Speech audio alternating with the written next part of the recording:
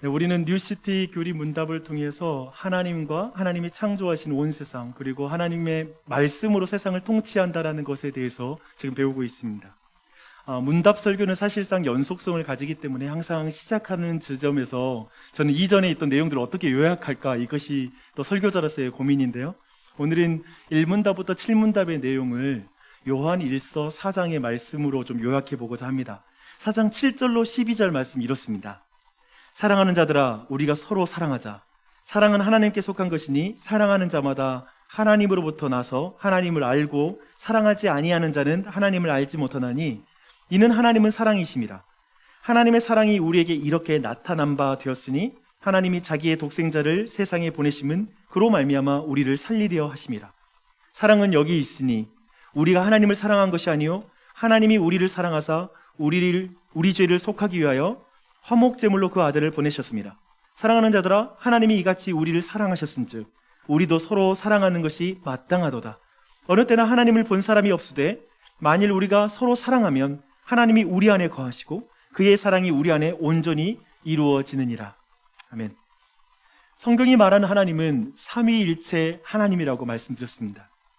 그래서 하나님께서는 서로가 누리는 충만한 그 사랑을 나누기 위해서 세상을 창조하고 사람을 창조했습니다. 그래서 사람은 세상을 어떻게 다스려야 하냐면요, 하나님의 사랑으로 온전히 하나가 되어서 세상을 다스리는 게 하나님의 디자인이었습니다.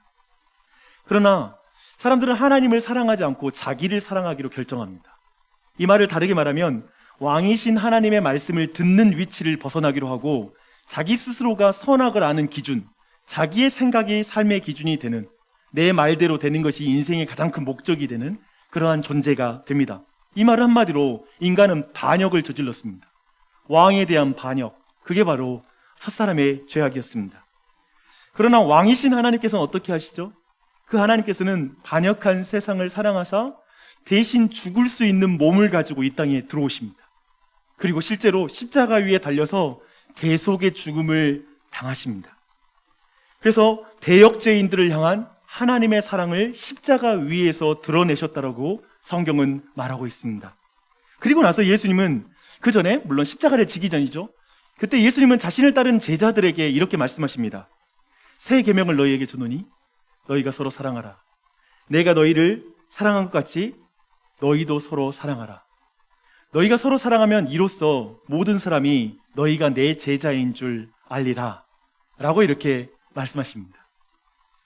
이게 최근에 제가 했던 모든 설교의 핵심적인 내용들입니다. 특별히 지난주에 우리는 서로 사랑하라 라는 이 말씀을 가지고 제가 온 교회에 두 가지 공동체적 적용을 부탁드렸습니다. 하나는 오늘부터 시작되는 마을 모임에 충실해달라는 부탁을 드렸고요, 또 하나는 코로나19로 인해서 고난을 받고 있는 이웃들을 위해서 함께 희생적인 섬김을 실천하자라고 말씀드렸습니다. 오늘 마을 모임이 시작합니다. 여러분, 이 모임을 하나님의 이 새 계명, 서로 사랑하라고 하는 이 계명을 내가 순종하는 마음으로 참여해 주십시오. 어쩌면 이 시간 참여하는 유익과 실용적인 것을 따지다 보면 내 시간이 아까울 수 있고 다른 어떤 내 안에 어려운 이유가 있을 수 있습니다. 하지만 하나님의 말씀에 순종하십시오. 그리고 그 일에 좀 참여해서 함께 모임을 이루어갔으면 좋겠습니다. 다른 부분, 그 코로나19로 인한 이 부분은 사실은 어제도 이렇게 구제팀이 함께 모여서 또 이야기도 나눴습니다. 어떻게 교회가 나아갈지에 대해서 조만간에 이제 전체 정리가 되면 온 교회와 나누고 힘껏 이 일에 참여하는 우리 교회가 됐으면 좋겠습니다. 그런데 우리 주님께서는 이것을 억지로 하는 것을 반대하십니다. 말리십니다. 주님은 이렇게 말씀하시죠. 내가 너희를 사랑한 것 같이 서로 사랑하라. 무엇이 앞서죠? 내가 너희를 사랑한 것 같이. 이 말씀은 내가 너희를 사랑한 그것을 묵상하고 누려야 된다. 그 누림으로 말미암아 너희가 서로 사랑하는 것을 자원함으로 기쁨으로 했으면 좋겠구나. 억지로 하지 말아라. 자원함과 기쁨으로 해야 된다라고 이렇게 말씀하신 것입니다. 주 안에 사랑하는 여러분, 우리는 하나님의 사랑, 하나님의 은혜, 복을 받기 위해서 서로 사랑하는 것이 아닙니다. 우리는 하나님의 사랑과 은혜와 복을 이미 받았기 때문에 서로 사랑하는 일에 헌신해야 되는 줄 믿습니다. 그렇게 나아갔으면 좋겠어요. 그런데요, 지난주 우리가 이렇게 세 계명을 배웠는데 그렇다면 이스라엘에게 주신 옛 계명은 무엇일까요? 예를 들면 구약은 구원받기 위해 지켜야 되는 게 구약의 율법인가요? 아니면 하나님의 사랑과 은혜를 받아내기 위해서 구약은 율법을 지켜야 돼, 그런 것일까요? 출애굽기 20장은 아니오라고 대답합니다. 출애굽기 20장 2절 말씀이 되게 중요한데요. 나는 너를 애굽 땅 종되었던 곳에서 집에서 인도하여 낸 내 하나님 여호와니라. 지금 이 십계명을 주시는 그 시점은 이미 이스라엘 백성이 애굽 땅에서 구원을 받고 나서입니다. 즉 하나님의 백성들에게 주어지는 것이 바로 십계명이죠. 하나님의 백성이 되기 위해서 주어지는 율법이 아니라는 사실을 기억할 필요가 있습니다. 그래서 율법을 주신 이유와 목적, 그리고 순서와 방향, 이 내용들에 있어서는 옛 언약과 새로운 언약의 차이가 없습니다. 하나님 사랑과 이웃 사랑, 내가 너희를 사랑까지 서로 사랑하는 것, 이 구도는 동일한 내용이라는 것이죠. 이제 계명을 우리가 한번 살필 그 차례가 됐습니다. 우리는 앞으로 5번에 걸쳐서 이 성경의 핵심 중의 핵심이라고 말할 수 있는 십계명에 대해서 함께 살펴보려고 합니다. 좀 자세한 내용들은 다음 주부터 더 살펴볼 거예요. 하지만 오늘은 그 서론에 대해서 함께 살펴보고 싶습니다. 십계명 전체를 지배하고 있는 구절이 있습니다. 제가 볼 때 5절입니다. 5절. 5절에 보면 여러분 눈에 띄는 그런 어떤 표현들이 있는데요. 그것은 이것입니다. 내 하나님 여호와는 질투하는 하나님인즉, 하나님을 질투하는 하나님이라고 소개하고 있습니다. 그래서 오늘 저는 2가지를 살펴보기를 원하는데요. 첫 번째, 질투하시는 하나님과 십계명의 관계를 규명하는 것, 질투하시는 하나님을 통해서 십계명을 규정하는 것, 이것이 첫 번째 일이고요. 두 번째는 질투하시는 하나님으로 예수님이 누구신지, 복음이 무엇인지에 대해서 함께 살펴보도록 하겠습니다. 먼저 이제 질투하시는 하나님을 통해 십계명에 대한 의미를 볼게요. 하나님은 지금 스스로를 어떻게 소개하냐면요, 난 질투하는 하나님이야 라고 이렇게 소개하고 있습니다. 근데 이 말씀을 주시는 배경이 뭐냐면요, 1계명과 2계명을 주는 배경에서 이 말씀을 하고 있어요. 1계명, 2계명이 뭐죠? 너는 나 외에는 다른 신들을 내게 두지 말라. 너를 위하여 우상을 만들지 말고 또 그들에게 절하지 말며 그것을 섬기지 말아라 라고 하시는 1계명과 2계명입니다. 지금 성경은 명백히 이렇게 말합니다. 어떤 신도 없다, 어떠한 종교도 용납할 수 없다 라고 이렇게 말하는 것입니다. 저는 이것이 현대인이나 타종교인들에게 보기에는 굉장히 위험한 사상, 그리고 조화롭지 못하는 그런 배타적인 생각이라는 걸 잘 알고 있습니다. 주장이라는 걸 알고 있어요. 특별히 우리가 살고 있는 이 시대는 절대적인 진리를 주장하는 것은 매우 유치한 주장이다, 매우 이기적인 주장이다라는 것이 사회적으로 팽배한 시대를 살고 있습니다. 그런 이들은 십계명에서 어쩌면 가장 중요한 제1계명부터 받아들이기 힘이 듭니다. 너는 나 외에는 다른 신들을 내게 두지 말라, 내 옆에 두지 말라는 말이 표현이기도 하거든요. 그러니까 하나님을 믿으면서 다른 것을 옆에 두는 거, 이런 걸 라이벌을 허용하지 않는다라는 그런 표현입니다. 좀 유치하죠, 밖에서 보기에는. 왠지 기독교의 신은 매우 배타적이고 유아적인 수준에 머물러 있다라고 어떤 종교학자들은 평가하더라고요. 구약의 신은 매우 유아적인 단계이다, 그리고 신약에서 예수 그리스도는 매우 고등한 신의 진화를 보여주고 있다, 이런 식으로 평가하기도 합니다. 어때요? 유아적인 수준처럼 보이기도 할 수 있죠, 누군가에게는. 근데 지금 십계명이 주어지는 시대에도 사실상 다를 것이 없었습니다. 고대의 종교는 정치와 비슷합니다. 무슨 의미인지 궁금하시죠? 예를 들어 고대에는 모든 하늘을 주장하는 하늘의 신, 우레의 신, 비의 신, 농사의 신, 상업의 신, 철과 병기의 신, 전쟁의 신, 출산과 로맨스의 신, 죽음의 신, 이렇게 각자 신들마다 주특기가 있습니다.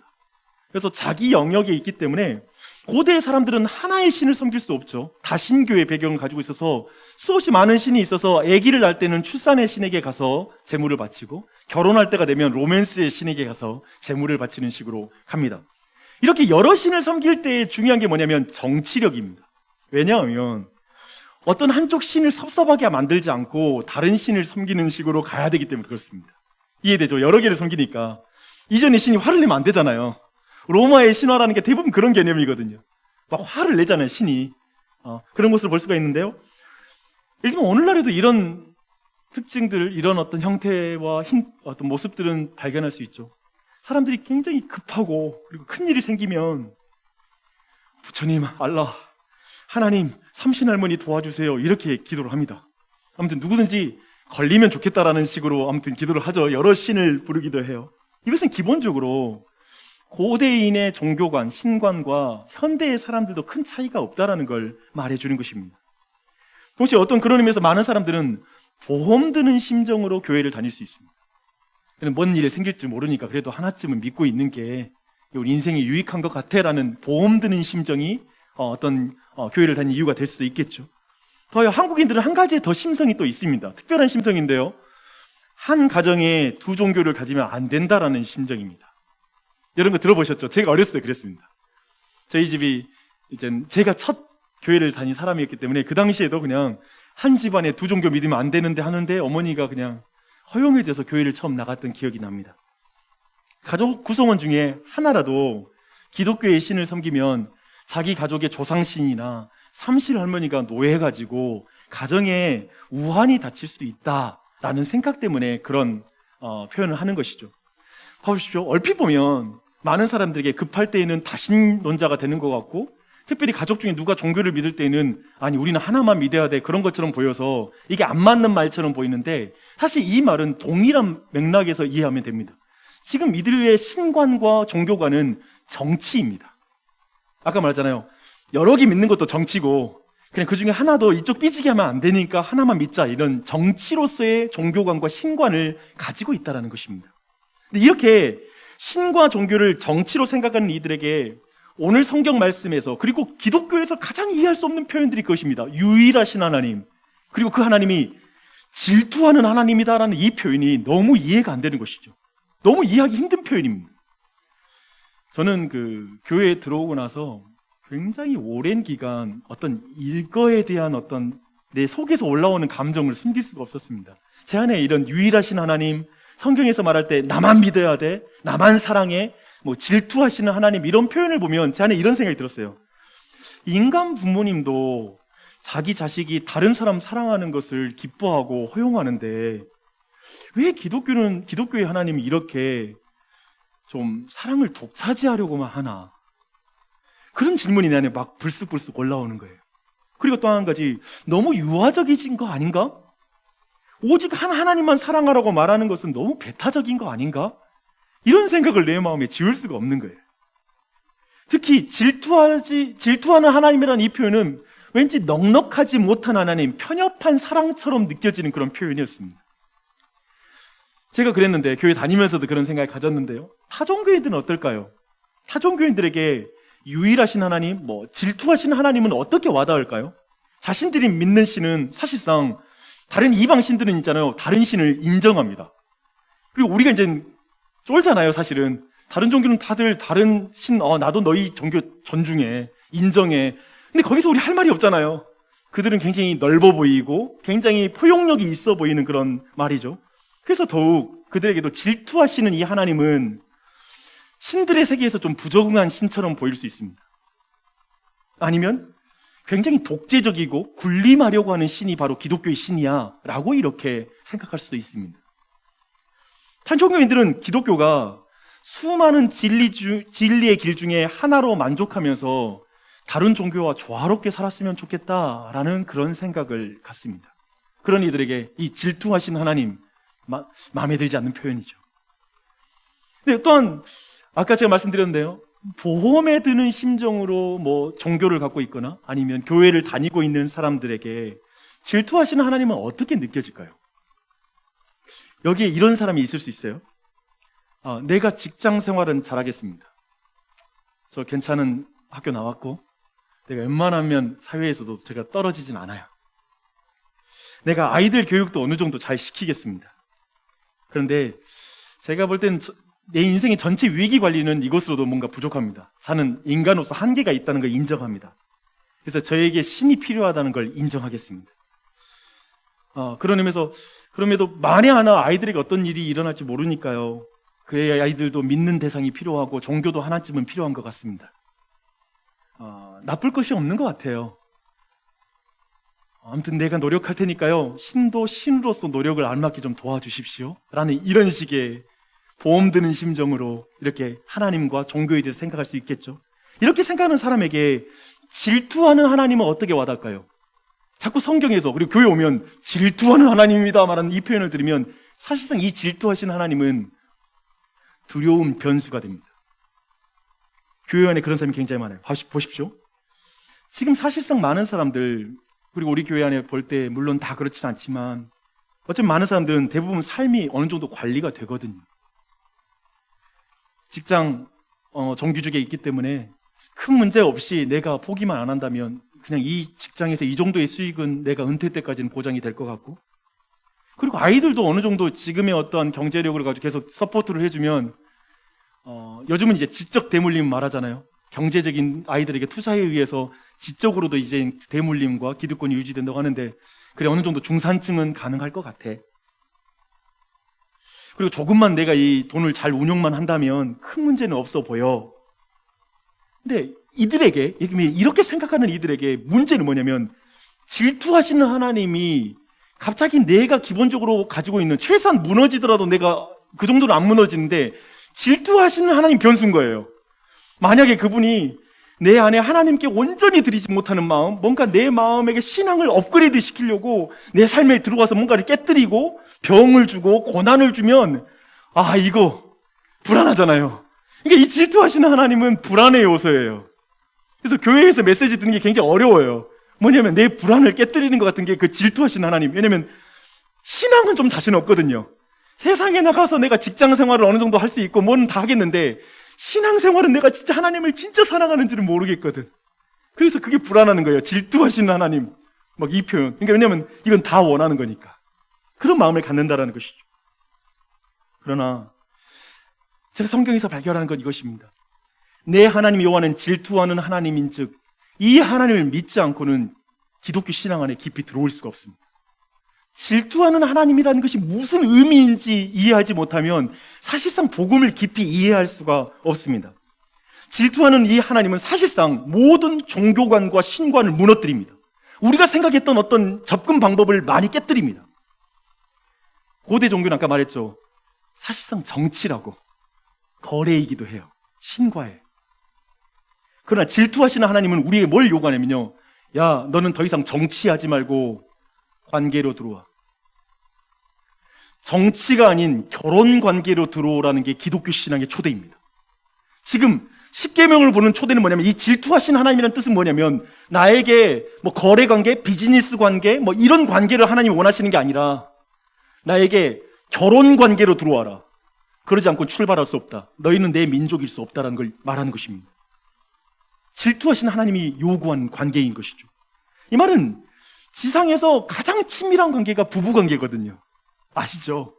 가장 친밀한 그 관계가 바로 신앙의 관계고 하나님과의 관계라는 걸 우리에게 알려주는 것입니다. 그렇다면 십계명이 뭔가요? 십계명은 결혼 관계에서 요구되는 거예요. 이렇게 십계명을 이해할 필요가 있다는 거예요. 그렇다면 결혼 관계에서 독점적 헌신을 요구하는 것은 배타적이라고 말할 수가 없습니다. 한 남편과 한 아내만을 사랑할 것을 다짐하는 걸 보고 우리는, 야, 쟤네들은 서로 억압하고 있어. 왜 한 남자만 사랑해야 돼? 한 두 남자, 세 남자도 사랑할 수 있게 열어줘야지. 그게 진짜 자유로운 거 아니야? 그렇게 말할 수가 없죠. 나만을 사랑하라고 말하는 거, 연인이 배우자에게 나만을 사랑해야 돼 라고 말하는 것을 이기적이라고 말할 사람도 없고, 그것이 유치하다, 그건 좀 이제 현대의 자유로운 연애관에 맞지 않아. 많은 사람과 이제 데이트하는 것도 이제 부부 사이도 허용해주고 적절하게 다른 사람 눈 감아주며 살아야 돼, 이런 식으로 말하는 걸 성경이 사랑이라고 말하지 않는 것이죠. 관용이라고 말하지도 않고 그것이 포용적인 사랑이라고 말하지도 않죠. 결혼 관계에서 도리어 다양한 사람과 사랑하게 해달라고 요구하는 것은 결혼 관계를 깨뜨리는 것입니다. 그리고 그걸 무너지게 만들고 도리어 비난받을 수 있는 일이 되는 것이죠. 예를 들면 지금 이렇게 출발할 때 1계명과 2계명 그리고 그 이후에 이어지는 전체 10계명의 구도가 결혼 관계, 질투하시는 하나님을 통하여서 전체 10계명을 이해할 때 10계명의 진짜 의도, 하나님 사랑과 이웃 사랑, 우리는 율법에 대해서 그거 있잖아요. 딱딱하고 의롭고 뭔가 사랑이라는 개념으로 와닿지 않잖아요. 율법이라는 게. 그런 의미에서 이것에 대한 관점을 완전히 뒤집는 게 바로 이 결혼관계라는 것으로 십계명을 보는 것입니다. 제가 십계명을 결혼관계로 의역을 해봤어요. 제가 이렇게 한번 읽어드릴게요. 1계명. 나의 신부여, 내가 당신의 신랑이니 당신 옆에 다른 남자를 두지 마오. 이해되죠? 2계명. 내가 당신 곁에 있으니 베개 밑에 다른 남자의 사진을 두면 안 돼요. 3계명. 나는 당신이 나의 이름을 건성으로 부르는 것을 참을 수 없어. 사랑을 담아 나를 불러줘. 4계명. 나는 나와 당신의 데이트 시간에 그 누구도 끼어드는 걸 원치 않소. 가장 우선순위로 우리의 데이트 시간을 꼭 지켜주시오. 5계명. 난 당신을 낳아주고 키워준 그 부모님을 존경하겠소. 그러니 나를 낳아주고 키워준 부모님을 존경해 주시오. 6계명. 내가 당신의 보호자가 될 것이니 당신 손에 피를 묻히지 마시오. 살인하지 말라는 말씀이죠. 7계명. 내가 당신의 사랑을 채울 것이니 다른 여인과의 로맨스를 갈망하지 마시오. 8계명. 내가 필요한 거 다 구해줄 테니 나에게 부탁하시오. 제발 도둑질하지 마시오. 9계명. 내가 당신의 말을 듣고 믿을 것이니 거짓말할 필요가 없어. 10계명. 여보, 다른 사람 부러워하며 살지 맙시다. 우리를 만족하며 우리의 행복을 누리며 삽시다. 다른 거 탐낼 필요가 없어. 어떤가요? 이렇게 지금 결혼 관계로 10계명 전체를 이해하고 앞으로 제가 이 관점으로 전체 10계명 해석을 해나갈 것입니다. 근데 하나님과 이스라엘의 관계는 그런 의미에서 이 10계명 이렇게 결혼 관계를 이해하면 크게 세 가지를 이 결혼 관계에서 우리에게 요구하는 것입니다. 첫 번째, 우선순위. 결혼 관계의 우선순위에서 1순위의 관계가 되는 것. 상대가 나의 1순위가 되는 것. 그것이죠. 그래서 그 성경의 하나님은 끊임없이 우상 숭배를 굉장히 경계합니다. 오직 유일한 여호와다라는 걸 강조하고 있죠. 두 번째, 그 누구보다 배우자의 관계에 충실할 걸 요구합니다. 부부관계는 충실함이 필요해요. 그 말은 뭐냐면 당신이 누구의 말보다 내 말을 가장 먼저 들어줬으면 좋겠어. 중요하게 생각해줬으면 좋겠어. 오늘날에도 그 부부 사이를 깨뜨리는 게 남편 혹은 아내가, 특별히 남편들이 시어머니의 말을 더 아내의 말보다 더 크게 들으면 그때 여성들이 굉장히 자존심 상하잖아요. 남편이 충실함이 이전의 가족관계이고 자신에게 충실하다고 생각하지 않는 거죠. 예를 들면 성경 계속해서 여호와의 말씀을 청종하라, 충실하라, 여기에 방점이 찍히죠. 그래서 충실함을 성경은 요구하고 있습니다. 이게 부부관계에 있어야 될 일이에요. 그리고 세 번째는 뭐냐면 부부의 침실의 관계처럼 친밀한 관계를 누리는 것. 그것이죠. 이런 의미에서는 그 친밀한 관계를 넘어선 관계들은 정말 혐오스럽고 우리 모두가 반대하는 것이죠. 이런 관점으로 앞으로 계속 살펴볼 것입니다. 근데 오늘 우리는 말씀 제목이 그거잖아요. 질투하시는 하나님이 주시는 10계명이라는 제목인데요. 지금 그 주제로 지금 10계명 서론을 살펴보았습니다. 왜 5절이 10계명 전체를 이해하는 열쇠가 되는지도 이제 좀 이해가 되실 것입니다. 질투하시는 하나님이 원하시는 것은 정치가 아니라 관계입니다. 친밀한 사랑의 관계를 원합니다. 지구상에서 가장 가까운 관계가 결혼 관계이기 때문에 하나님은 스스로를 질투하는 하나님이라고 지금 소개하고 있어요. 연인으로 표현하는 거예요. 남편으로 표현하고 있는 것입니다. 이 사랑의 관계를 놓치고 예를 들면 10계명을 1계명은 이것이고요, 2계명은 이것이고 이거 지키세요, 이런 식으로 이렇게 계명을 나열하는 식으로 가르치게 되면 우리는 거기에 얽매이게 됩니다. 그래서 우리가 일반적으로 10계명과 이 성경의 계명을 약간은 좀 얽매이게 하고 자유를 박탈하고 뭔가 불편한 것처럼 느껴지는 이유는 그런 것입니다. 결혼의 관계를, 그리고 그 결혼의 그 친밀한 관계 안에서 언약을 안 보니까 그런 일이 발생하는 것이죠. 결혼 서약을 결혼의 관계에서 벗어나서 보면 답답한 것입니다. 그렇지 않습니까? 예를 들면 우리는 결혼식 날 세우는 그 언약보다 더 많은 어떤 조문을 만들어서 결혼식 하기 전에 남자 여자끼리 약속하기도 하잖아요. 근데 그것은 결혼 관계가 아니고 밖에서 보면 답답하고 서로를 얽매는 것처럼 보입니다. 또한 결혼 서약이라는 것도 마찬가지예요. 사랑의 관계에서 벗어나서 보면 그것도 스스로를 올가매는 일처럼 보입니다. 그래서 너무 안타까운 일이지만 사랑이 식어진 그런 기혼자들이 이제 미혼을 향해 말하죠. 아유, 늦게 결혼해도 돼. 좀 자유롭게 살아. 괜찮아. 막 이렇게 이제 충고하기도 합니다. 왜 그런가요? 어쩌면 부부 사이의 사랑의 관계가 식어져서 우선순위와 그리고 충실도와 친밀함이 많이 사라지다 보니까 자신의 결혼 생활이 되게 얽매이는 것처럼 느껴지는 거죠. 차라리 싱글 때의 그 자유로움을 좀 더 누리라고 이렇게 말하고 싶은 것입니다. 또한 사랑의 관계가 많이 깨어져 버린 기혼자들은 결혼식의 그 서약을 보고 기뻐하는 그런 신혼 부부를 보면서 약간 씁쓸한 미소를 짓습니다. 그래, 좋은 때다 라고 이렇게 한마디 해주고 싶죠. 이것도 사실 비슷한 맥락입니다. 사랑의 관계에서 벗어나서 이제 그 모든 결혼식의 장면을 볼 때 쓴웃음을 지을 수밖에 없는 것이죠. 근데 이게 신앙생활을 하면서도 벌어지는 일입니다. 하나님과의 사랑의 관계가 틀어지잖아요. 이런 생각이 들 때가 있어요. 내가 죽기 전에 믿었으면 좋았을 텐데 내가 좀 일찍 믿어가지고 이게 웬 고생이냐, 이 말이 나와요. 지금 하나님과의 사랑의 관계를 누리지 못하고 있으면 계속 말씀이 부담이 돼요. 주일날 설교를 듣고 구체적으로 율법에 대해서 공부하면 와, 진짜 숨을 못 쉬겠네. 그냥 어떻게 나한테 살라고 이렇게 막 말씀 말하는 거야? 라는 그런 생각이 듭니다. 더하여 많은 사람들이 오늘날의 기독교의 신앙을 받아들이지 못하는 이유도 그래요. 아까 말씀하셨죠. 그 창세기 20장 서론이 나는 너희의 애굽 땅 종되었던 곳에 건져낸 하나님이라 라고 말하잖아요. 그리고 십계명 주잖아요. 갑자기 이런 생각이 드는 거죠. 아니, 그냥 더 종이 되는 것 같아. 기독교로 들어오니까 더 할 일이 많아져. 그냥 옛날이 더 자유로웠던 것 같아라는 상상을 하기 시작하는 거예요. 옛날 예수 믿기 전이 더 자유로웠다는 생각을 해버리는 거죠. 사랑의 관계 안에 들어오지 않고 교회를 보면. 그래서 사실 많은 사람들이 기독교 신앙으로 들어오기를 꺼립니다. 왜냐하면 자신의 자유가 속박되고 이제 지켜야 되고 하지 말아야 될 건 많아진다라고 생각하기 때문에 그렇습니다. 계속해서 뭐냐면 핵심은 사랑의 부부관계로 들어가지 않고 계속 그 종교관으로 보고 있고 하나님을 보고 있다는 것입니다. 여기에서 여러분에게 질문을 하고 싶습니다. 여러분, 요즘 하나님과 여러분의 관계는 어떻습니까? 하나님과 그 사랑의 관계 안에 들어가 계십니까? 그래서 하나님의 말씀이 달콤하고 하나님의 말씀이 너무 사랑스럽게 느껴지는 것. 여러분이 기독교 신앙에서 기대하는 게 무엇입니까?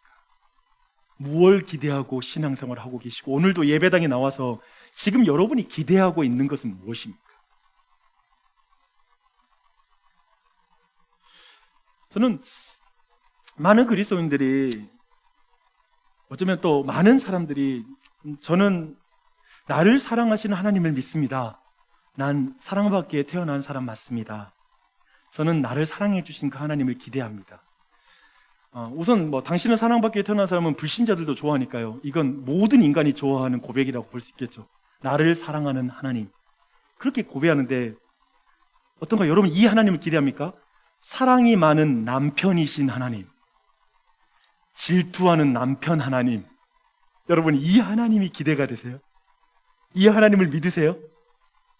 어떤 면에서 나의 수많은 연인을 인정해주는 쿨한 하나님을 원하지만 라이벌을 용납하지 않는 하나님을 우리는 부담스러워하고 무서워할 수 있습니다. 왜냐하면 지금 내가 사랑하는 게 있거든요. 내가 알거든. 근데 그거 걸고 넘어지는 질투하는 하나님 좀 부담스러운 거예요. 단지 내가 잘 되고 내가 잘 살기를 바라주는 신, 그래서 나를 아낌없이 지원해 줄 수 있는 서포터와 같은 지원자 하나님, 계속 나 잘 되라고 해주신 하나님, 우리 모두가 원하는 하나님이죠.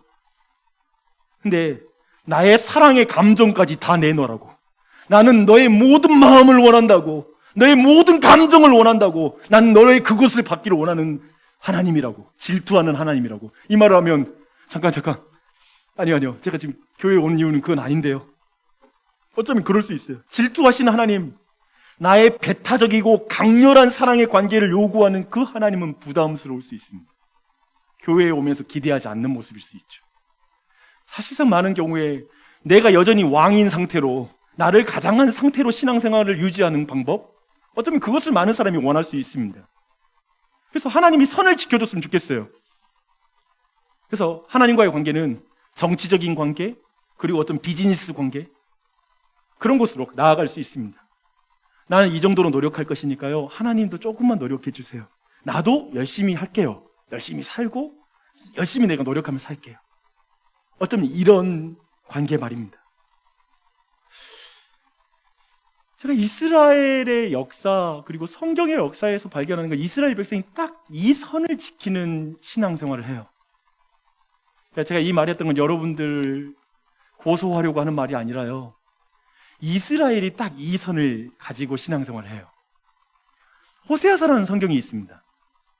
하나님의 질투가 무엇인지를 드러내는, 질투의 개념을 호세아서처럼 정확하게 나타내는 그런 성경이 없어요. 근데 그 성경 보면 하나님은 호세아라는 선지자에게 고멜이라고 불리는 음란한 여인과 결혼하라고 명령을 내립니다. 정말 터무니없는 명령이죠. 근데 결혼을 하죠. 근데 이 고멜이라는 여인이 결혼하고 나서 계속 집을 나갑니다. 근데 나갔다가 들어올 때면 또 배가 불러서 들어옵니다. 심각한 여인이죠. 아버지가 누군지를 모르는 거예요. 근데 하나님은 계속 호세아에게 그 여인과 그 아이들을 받아들이라고 말합니다. 그리고 어디까지 이 여인이 가냐면 막장인데요. 요즘 펜트하우스 2가 나왔는데 진짜 그건 보통 막장이 아니더라고요. 근데 이 진짜 막장인 게 뭐냐면, 고멜이라는 여인이 결국에는 노예가 돼요. 그래서 몸을 파는 게 직업인 여인이 됩니다. 그래서 하나님은 호세아에게 또 명령해요. 음녀가 된 그 여자를 사랑하라라고 명령합니다. 그래서 호세아가 이 말씀을 듣고 어떻게 순종하냐면요, 은 15개와 보리 한 호멜을 자신을 위하여 주고 이제 그 여인을 샀다라고 다시 말합니다. 근데 여기에 좀 흥미로운 표현이 있었어요, 제게는. 그리고 이것이 질투하는 하나님과 관련이 있는 표현입니다. 자기를 위하여. 저는 이게 이해가 안 되더라고요. 제가 이 명령 들었으면 이건 나를 위한 명령 아니에요. 그렇잖아요. 지금 내가 그 여인 때문에 화가 나고 분노가 되고 막 그 사랑에 대한 배신을 당한 거에 대한 내 안에 분노가 있기 때문에 그걸 찾아가서 심지어 돈을 지불하고 사라는 건 나를 위한 건 아니죠. 그 여인을 위한 거죠. 라고 말할 수 있잖아요. 근데 성경은 되게 재밌어요. 나를 위하여 그 여인을 샀다라고 표현하고 있어요. 근데 이것을 호세아서 2장 23절은 이렇게 설명하고 있습니다. 내가 나를 위하여 그를 이 땅에 심고 긍휼히 여김을 받지 못하였던 자를 긍휼히 여기며 내 백성이 아니었던 자에게 향하여 이르기를 너는 내 백성이라 하리니 그들은 이르기를 주는 내 하나님이라 하리라. 고멜은 불성실한 이스라엘을 상징하고 호세아는 성실하신 하나님의 사랑을 상징하는데요, 지금 하나님을 위한 일은 뭐냐면 음란한 고멜을 위하여 막대한 대가를 지불하고 그 여인을 회복시키는 거예요. 그래서 이제 내 아내가 아닌, 아내답지 않은 자가 아내가 되고 백성이 닿지 않던 자가 백성이 되고 긍휼을 받을 수 없고 자격이 없는 자가 긍휼을 받게 하는 거. 그러니까 하나님의 질투하는 사랑은 그런 사랑인 거예요. 이해되시나요? 사람들은 질투하면 죽이고 싶잖아요. 내 사랑을 배신한 배우자, 연인이라면 죽이고 싶을 텐데, 하나님의 질투는 뭐냐면 기웃고 나를 배신한 그 음란한 여인까지 회복시키는 사랑. 그게 질투하시는 하나님의 사랑인 거예요. 주 안에 사랑하는 여러분, 성경이 말하는 사랑의 하나님은 질투하는 하나님이십니다. 우리가 자녀를 사랑하면, 야 그래, 네 원하는 대로 살아, 네 하고 싶은 대로 하고 살아, 마음대로 살아라. 이 말은 혹 우리가 너무 화가 나서 마음에도 없는 말 할 때 그런 말 할 때가 있죠. 또 그렇게 실제로 우리가 키우지 않습니다. 사랑하기 때문에 잔소리를 하고 기준을 말해줘요. 하나님이 십계명을 주시는 것처럼 기준을 말해줘요. 그렇게 기준을 말하지만 또 이렇게 생각하지는 않죠. 사랑이 많은 부모는 내 말대로 살지 않았으니까 호적을 파버릴 거야. 넌 내 호적을 그냥 파버려야 돼. 안 지키면 내 호적 파버릴 줄 알아. 라고 말하거나, 난 너 절대 실패하게 키우지는 않을 거야. 내가 널 사랑하기 때문에 넌 너 절대 실패할 수 없어. 넌 꼭 성공해야 돼. 어쩌면 이것은 욕심이라고 부르지, 이것을 부모의 바른 사랑이라고 말할 수도 없을 것입니다. 부모는 자녀를 포기할 수가 없어요. 포기할 수가 없어요. 그래서 자녀가 고집을 피우면 심지어 아주 깊이 있는 부모는 져줍니다. 지가 잘못된 결정하겠다고 끝까지 고집 피우면 그래 한번 해봐라 라고 말합니다. 마치 늙은 아버지에게 유산을 달라고 요청했던 작은 아들에게 늙은 아버지가 유산을 주는 것처럼. 그때 그 늙은 아버지는 쉽게 말해 이렇게 말했죠. 그래, 내가 죽으면 받을 수 있는 유산을 지금 원하느냐? 그래, 가져가라. 그런데 너 기억해. 난 너를 포기하지 않을 것이다. 난 날마다 네가 오는 그 길 앞에서 기다리고 길목에서 널 기다릴 거야.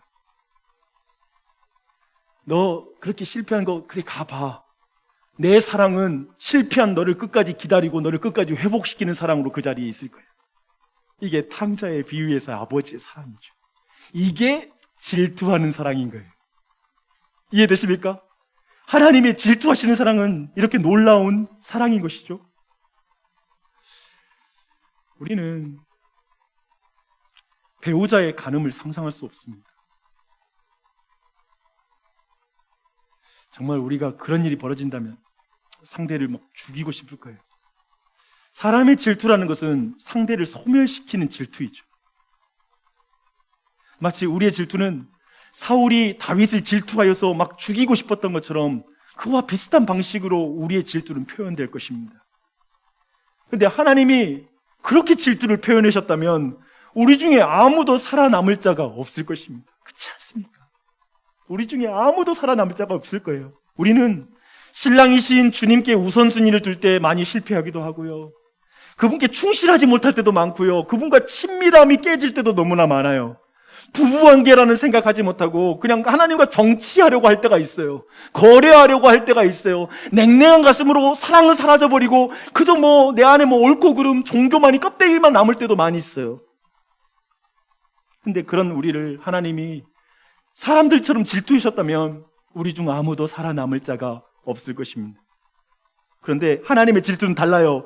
긍휼히 여김을 받을 자격이 없는 자를 긍휼히 여기고 주님의 백성이 될 수 없는 자들을 하나님의 백성이 되게 하기 위하여 자기 자신을 죽이는 것으로 대가를 지불하는 사랑인 거예요. 간음을 저지른 상대를 죽이는 게 아니라 신실한 자신의 아들을 죽이심으로 음란한 우리를 회복시키는 것. 그게 예수 그리스도의 사랑인 것입니다. 질투하는 사랑인 것이죠. 이게 질투하는 사랑. 사울이 질투하면 죽어요. 그런데 하나님이 질투하면 살 수 있어요. 저는 여러분을 질투하시는 하나님을 만나기를 바랍니다. 이게 축복이에요. 아까 말했죠. 근데 많은 사람들이 질투하는 하나님이 인생의 변수인 거예요. 지금 내 인생은 내가 계획한 대로 어떤 정도 그림 그리는 대로 그대로만 가면 큰 문제는 없는데 여기에서 질투하는 하나님이 들어와가지고 막 뭔가를 원하고 흔들어 버릴까봐 두려운 거예요. 그게 아니라는 거예요.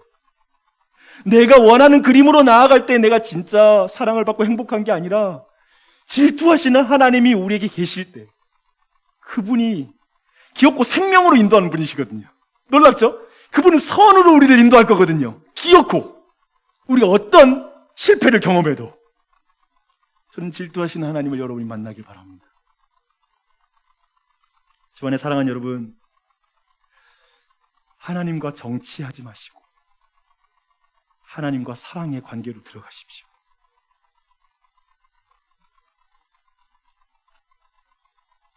하나님과 신앙에 있어서 보험 드는 신앙 말고요. 온 우주에서 가장 친밀한 관계로 하나님과 친밀해지는 은혜를 경험하길 바랍니다. 저는 거기로 여러분을 초대하고 싶습니다. 사랑의 관계로 들어가면 십계명이 다르게 와닿습니다. 좀 더 달라요. 여러분 기억하십시오. 사랑의 관계로 들어가잖아요. 그러면 작은 것으로 아파하는 게 특징이더라고요. 제가 어제도 저희 아이들 한 사람 지명할 수 없어서 한 친구와 제가 감정이 상했습니다. 얘가 갑자기 이게 눈빛을 그냥 딱 째려보면서 이렇게 뭔가 이렇게 나한테 반항을 하는데 순간적으로 그게 너무 힘든 거예요. 생각해보면 밖에서 청소년들이 그렇게 본다고 하들 그래 본가 보지 좀 많이 격동의 시절이다 하고 그냥 넘어갈 이야기인데 내 아이와 나의 사랑의 관계에서는 형법적으로는 다스릴 수 없는 많은 것들이 그렇게 아프고 때로는 그게 나를 가슴을 찢어놓는 거예요. 그렇잖아요. 밖에서 누구를 뭐 욕한들 그거 가지고 뭐 형법적으로 다스리기 어려우니까요. 다른 사람을 사랑하면 그 사랑의 관계로 들어가면 태도로 싸워요. 부부 사이에 왜 싸워요? 억양 때문에 싸워요. 기가 막히죠? 이게 지금 사랑의 관계로 들어가니까 더 민감해지는 거예요. 그래서 우리가 생각할 때 10계명 막 그 교회 계명 생각할 때 맨날 우리는 교통법규 어기듯이 생각하거든요. 내가 뭐 어겼나? 이번 주에 뭐 때문에 회개해야 되지? 특별히 어긴 것도 없네. 그냥 잘 산 것 같은데 이게 이제 주일날 회개할 때 우리 안에 있는 거죠. 특별히 남한테 피해 준 것도 없는데 이거죠. 근데 이게 지금 근본적으로 돌아봐야 돼요. 사랑의 관계 안에 들어가 있는지. 뭐냐면 사랑의 관계 안에 들어가면 온 마음을 들이지 않는 게 그렇게 힘든 거예요. 그러니까 배우자가 온 마음을 듣지 않고 건성으로 내 이름 부르면 화가 나듯이 하나님의 이름을 내가 예배하러 나와서 찬양하는데 내가 지금 마음을 실지도 못하고 예배할 때 힘껏 드리지 못하고 있다는 자신이 너무 속상한 거예요. 이게 하나님 앞에 죄지. 내가 예배당에 몸만 나와서의 문제는 아니지라는 생각으로 벌써 들어가는 거예요.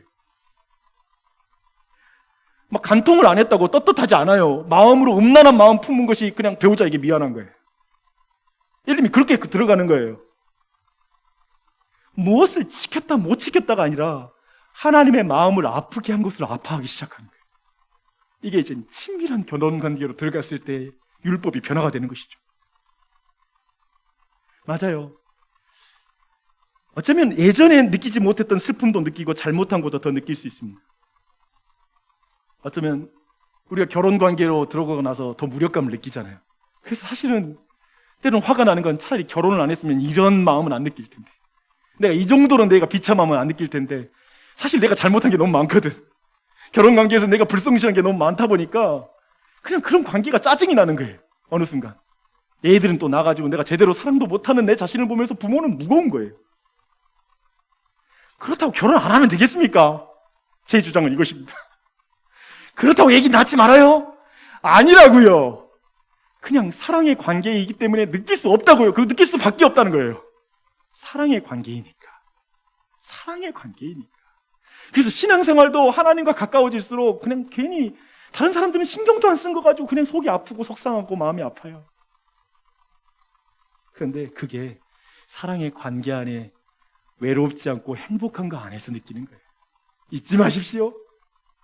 우리의 구원이 취소되는 게 아닙니다. 우리를 버리시지 않습니다. 질투하신 하나님이 끝까지 날 붙잡아 주십니다. 그 안에서 그 모든 감정 느끼더라도 가는 거예요. 일단 여러분들이 여러분의 우선순위, 충성됨, 친밀함, 하나님과의 관계 안에 이 모든 것이 회복된 은혜가 있길 바랍니다. 그리고 다시 그 안에서 나아가는 여러 삶이 조율이 됐으면 좋겠습니다. 오늘도 제가 공동체적인 적용 한 가지 말씀만 드리고 마무리할게요. 고린도서 11장 2절에 보니까 사도 바울은 이런 표현을 써요. 내가 하나님의 열심으로 너희를 위하여 열심을 내노니 내가 너희를 정결한 처녀로 한 남편인 그리스도께 드리려고 중매함이로다.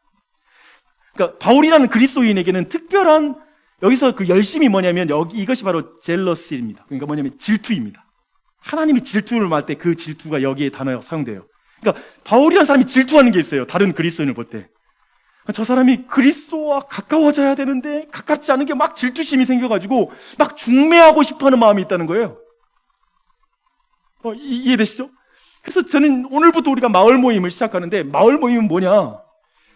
영적으로 침체되고 어렵고 힘들어하는 사람 보면 예수님하고 중매시켜주고 싶은 마음이 일어나는 거. 나 저 사람하고 하나님과 가깝게 돼야 돼. 회복돼야 돼. 하나님과 충성되고 친밀하고 하나님이 우선순위의 삶이 될 수 있도록 내가 옆에서 중매해줘야 되겠다. 이 마음을 갖게 되는 것이 마을 모임이죠. 그리고 그 중매자가 되어지는 그 은혜, 그런 은혜가 있길 바랍니다. 그렇게 실천하십시오. 하나님 기뻐하실 줄 믿습니다. 아멘.